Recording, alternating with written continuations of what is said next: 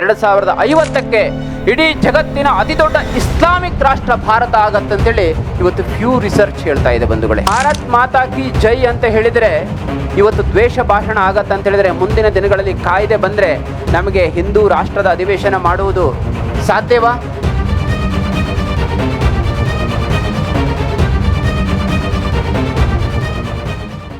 ನಮ್ಮ ದೇಶದಲ್ಲಿ ಏಕರೂಪ ಕಾನೂನು ಜಾರಿಗೆ ತರುವ ದೃಷ್ಟಿಯಿಂದ ಇಸ್ಲಾಮಿಕ್ ಜನಸಂಖ್ಯೆ ಕಡಿವಾಣ ಹಾಕುವ ದೃಷ್ಟಿಯಿಂದ ವಿಚಾರ ಚಿಂತನೆ ಇವತ್ತು ಅದಕ್ಕೆ ಕಾರ್ಯಯೋಜನೆ, ಅದರ ಮೇಲೆ ಸರ್ಕಾರ ನಿರ್ಧಾರವನ್ನು ತೆಗೆದುಕೊಳ್ಳಿಕ್ಕಾಗಿ ನಾವು ಹಿಂದೂಗಳ ಒತ್ತಡ ತಂತ್ರ ಅದರ ಬಗ್ಗೆ ಚಿಂತನೆ ಆಗಬೇಕಾಗಿದೆ. ಫ್ಯೂ ರಿಸರ್ಚ್ ರಿಪೋರ್ಟ್ ಹೇಳುತ್ತೆ 2050ಕ್ಕೆ ಇಡೀ ಜಗತ್ತಿನ ಅತಿ ದೊಡ್ಡ ಇಸ್ಲಾಮಿಕ್ ರಾಷ್ಟ್ರ ಭಾರತ ಆಗತ್ತಂತೇಳಿ ಇವತ್ತು ಫ್ಯೂ ರಿಸರ್ಚ್ ಹೇಳ್ತಾ ಇದೆ ಬಂಧುಗಳೇ.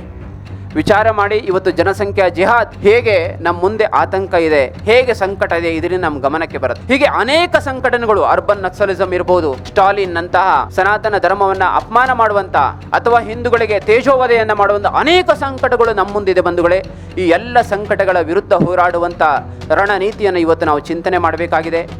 ನಾವು ಕರ್ನಾಟಕದಲ್ಲಿ ನೋಡುವುದಾದ್ರೆ, ಕರ್ನಾಟಕ ಸರ್ಕಾರ ಇತ್ತಿಗೆ ದ್ವೇಷ ಭಾಷಣ ತಡೆ ಕಾಯ್ದೆಯನ್ನು ಜಾರಿಗೆ ತಂತು. ದ್ವೇಷ ಭಾಷಣ ತಡೆ ಕಾಯ್ದೆ ಅಂತ ಹೇಳಿದ್ರೆ ದ್ವೇಷ ಭಾಷಣ ತಡೆಯುವುದಲ್ಲ, ಹಿಂದೂಗಳ ಭಾಷಣ ತಡೆಯುವಂಥ ವ್ಯವಸ್ಥಿತ ಪಿತೂರಿ ಷಡ್ಯಂತ್ರ ಇದೆ ಬಂಧುಗಳೇ. ಕೇಂದ್ರದಲ್ಲಿ ಈಗಾಗಲೇ ದ್ವೇಷ ಭಾಷಣ ಮಾಡಿದರೆ 2023ರಲ್ಲಿ ಸುಪ್ರೀಂ ಕೋರ್ಟ್ ಆದೇಶ ಆಗಿದೆ.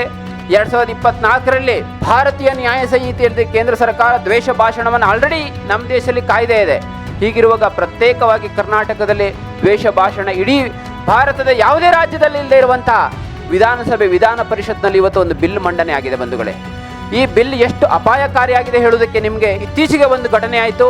ಭಾರತ್ ಮಾತಾ ಕಿ ಜೈ ಅಂತೇಳಿ ಮಂಗಳೂರಿನಲ್ಲಿ ಅಲ್ಲಿನ ಹಿಂದೂ ಕಾರ್ಯಕರ್ತರು ಘೋಷಣೆಯನ್ನು ಕೂಗ್ತಾರೆ. ಅವ್ರ ಮೇಲೆ ದ್ವೇಷ ಭಾಷಣ ಕಾಯ್ದೆಯನ್ನು ಪ್ರಕರಣವನ್ನು ದಾಖಲು ಮಾಡ್ತಾರೆ. ಕರ್ನಾಟಕ ಉಚ್ಚ ನ್ಯಾಯಾಲಯ ರದ್ದು ಮಾಡುವಾಗ ಹೇಳುತ್ತೆ ಕಾನೂನಿನ ದುರುಪಯೋಗದ ಪರಮಾವಧಿ ಅಂತೇಳಿ ಕರ್ನಾಟಕ ಉಚ್ಚ ನ್ಯಾಯಾಲಯ ಹೇಳುತ್ತೆ. ಶೌಟೆಡ್ ಸ್ಲೋಗನ್ಸ್ ಭಾರತ್ ಮಾತಾ ಕಿ ಜೈ that has become offence under 153A. ಇದು ಕಂಪ್ಲೇಂಟ್ ಆದ್ರೂ ಹೆಂಗ್ ರಿಜಿಸ್ಟರ್ ಮಾಡುತ್ತೆ?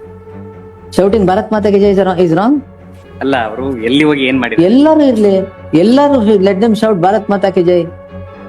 What is wrong with that? Bharat Mata ಕಿ ಜೈ ಅಂತ ಹೇಳಿದ್ರೆ ಇವತ್ತು ದ್ವೇಷ ಭಾಷಣ ಆಗತ್ತಂತ ಹೇಳಿದ್ರೆ ಮುಂದಿನ ದಿನಗಳಲ್ಲಿ ಕಾಯ್ದೆ ಬಂದ್ರೆ ನಮಗೆ ಹಿಂದೂ ರಾಷ್ಟ್ರದ ಅಧಿವೇಶನ ಮಾಡುವುದು ಸಾಧ್ಯವಾ? ನಾವು ಚಿಂತನೆಯನ್ನು ಮಾಡಬೇಕಾಗಿದೆ. ಅದೇ ರೀತಿಯಲ್ಲಿ ಇವತ್ತು ಅನೇಕ ದ್ವೇಷ ಭಾಷಣ ಇತ್ತೀಚೆಗೆ ಮಲ್ಲಿಕಾರ್ಜುನ್ ಖರ್ಗೆ ಅವರು ಹೇಳಿದ್ರು, ಮುಸ್ಲಿಮರನ್ನ ಅವರಿಗೆ ಪ್ರಚೋದನೆಯನ್ನ ಮಾಡಿದ್ರು. RSS ಮತ್ತು BJPಯನ್ನ ನೀವು ಹತ್ಯೆ ಮಾಡಿ ನರಮೇಧ ಮಾಡಿ ಅಂತೇಳಿ ಓಪನ್ ಆಗಿ ಕರೆಯನ್ನ ಕೊಡ್ತಾ ಇದ್ದಾರೆ. नमाज तोड़ के उस जहरीली सांप को मारना ये कुरान में कहा है।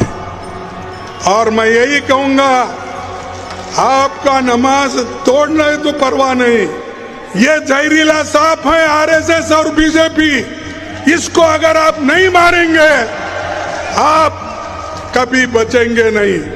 ಹಾಗಾದ್ರೆ ಇದು ದ್ವೇಷ ಭಾಷಣ ಅಲ್ವಾ? ಯಾಕೆ ಅವರ ಮೇಲೆ ಪ್ರಕರಣ ದಾಖಲಾಗುವುದಿಲ್ಲ? ಒಬ್ಬ ಹಿಂದೂ ಕಾರ್ಯಕರ್ತರ ಫೇಸ್ಬುಕ್ ಅಲ್ಲಿ ಅಥವಾ ಏನಾದರೂ ಭಾಷಣದಲ್ಲಿ ಏನೇ ವಿಚಾರ ಮಂಡನೆ ಮಾಡಿದ್ರೆ ಅವರ ಮೇಲೆ ದ್ವೇಷ ಭಾಷಣ ಕೇಸ್ ನೋಂದಣಿ ಆಗತ್ತೆ. ಯಾಕೆ ಇವತ್ತು ಹಿಂದೂ ಧರ್ಮದ ವಿರುದ್ಧ KS ಭಗವಾನ್ ಇರ್ಬೋದು ಅಥವಾ ಅನೇಕ ರಾಜಕಾರಣಿಗಳು, ಪ್ರಿಯಾಂಕಾ ಖರ್ಗೆ ಅಂತಹ ಅನೇಕ ಹಿಂದೂ ವಿರೋಧಿ ರಾಜಕಾರಣಿಗಳು ದ್ವೇಷ ಭಾಷಣ ಮಾಡಿದಾಗ, ಹಿಂದೂ ವಿರುದ್ಧ ಭಾಷಣ ಮಾಡಿದಾಗ ಅವರ ಮೇಲೆ ಯಾಕೆ ಪ್ರಕರಣ ದಾಖಲಾಗುವುದಿಲ್ಲ? ಅದರ ಚಿಂತನ ಮಂಥನವನ್ನು ಮಾಡಬೇಕಾಗಿದೆ. ಆ ದೃಷ್ಟಿಯಿಂದಲೂ ನಾವು ಇವತ್ತು ಕಾರ್ಯೋನ್ಮುಖ ಆಗುವಂಥದ್ದು ಅತ್ಯಂತ ಅನಿವಾರ್ಯವಾಗಿದೆ ಬಂಧುಗಳೇ. ಈ ದೃಷ್ಟಿಯಿಂದ ನಾವೆಲ್ಲರೂ ಇವತ್ತು ಈ ಅಧಿವೇಶನದ ಮೂಲಕ ಚಿಂತನೆಯನ್ನು ಮಾಡಲಿಕ್ಕಿದ್ದೇವೆ ಬಂಧುಗಳೇ. ಹಾಗಾಗಿ ಈ ಅಧಿವೇಶನದ ಮೂಲಕ ನಾವು ಅನೇಕ ಯಶಸ್ವಿ ಅಭಿಯಾನವನ್ನು ಮಾಡಿದ್ವಿ. ಕಳೆದ 15 ವರ್ಷಗಳ ಹಿಂದೂ ರಾಷ್ಟ್ರ ಅಧಿವೇಶನದ ಮೂಲಕ ಅನೇಕ ಹಿಂದುತ್ವವಾದಿ ನೇತಾರರು ಸೇರಿ ಹಿಂದೂ ರಾಷ್ಟ್ರ ಸಮನ್ವಯ ಸಮಿತಿಯನ್ನು ರಚನೆ ಮಾಡಿದ್ರು. ಈ ಹಿಂದೂ ರಾಷ್ಟ್ರ ಸಮನ್ವಯ ಸಮಿತಿ ಅಡಿಯಲ್ಲಿ ರಾಷ್ಟ್ರವ್ಯಾಪಿ ಹಿಂದೂ ಸಂಘಟನೆಗಳು ಹಿಂದೂ ಧರ್ಮದ ಮೇಲೆ ಆಕ್ರಮಣ ಆದಾಗ, ಸಂಕಟ ಆದಾಗ ಎಲ್ಲ ಸಂಘಟನೆಯರು ಸಂಘಟಿತರಾಗಿ ಹೋರಾಟವನ್ನು ಮಾಡಿ ಅನೇಕ ಯಶಸ್ವಿ ಅಭಿಯಾನವನ್ನು ಮಾಡಿದ್ವಿ.